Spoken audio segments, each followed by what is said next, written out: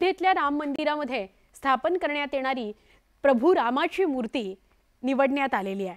केंद्रीय मंत्री प्रल्हाद जोशींनी सोशल मीडियावर या संदर्भातली माहिती दिली।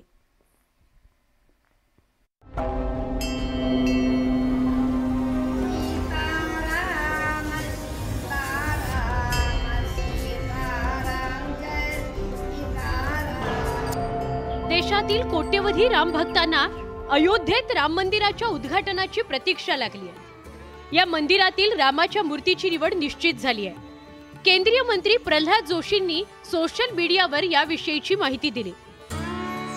जिथं राम तिथं हनुमान असणार आहे। अयोध्येत श्रीरामाच्या प्राणप्रतिष्ठापनेकरता मूर्तीची निवड झालेली आहे। प्रसिद्ध मूर्तिकार अरुण योगीराज यांनी तयार केलेली श्रीरामाची मूर्ती अयोध्येत स्थापित केली जाणार आहे। अरुण योगीराज हे प्रसिद्ध मूर्तिकार आहेत। त्यांचे वडीलही प्रसिद्ध मूर्तिकार म्हणून ओळखले जातात। अरुण यांच्या वडिलांनी गायत्री आणि भुवनेश्वरी मंदिरांकरता काम केलेलं आहे। MBAचं शिक्षण घेतलेले अरुण योगीराज यांची 5वी पिढी मूर्तिकलेमध्ये कार्यरत आहे। केदारनाथ मधील आदि शंकराचार्यांचा पुतळा अरुण योगीराज यांनी तयार केलाय। म्हैसूर मधील स्वामी रामकृष्ण परमहंस यांचा संगमरवरी पुतळाही त्यांचीच कलाकृती आहे। तर इंडिया गेटवरील नेताजी सुभाषचंद्र बोस यांचा पुतळाही त्यांनीच कोरला।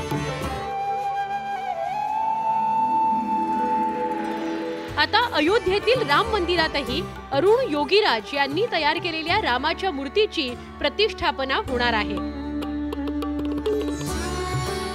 रामलल्लांची मूर्ती ज्या शिल्पकाराने तयार केलेली आहे ते योगीराज अरुण हे कर्नाटकचे आहे।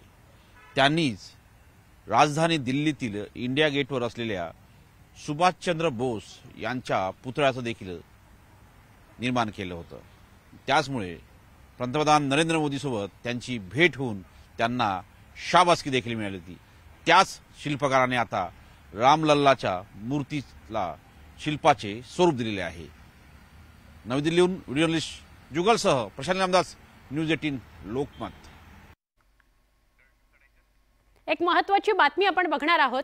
राजाराम कारखान्याच्या MDला सतेज पाटील गटाच्या कार्यकर्त्यांनी चोप दिलेला आहे।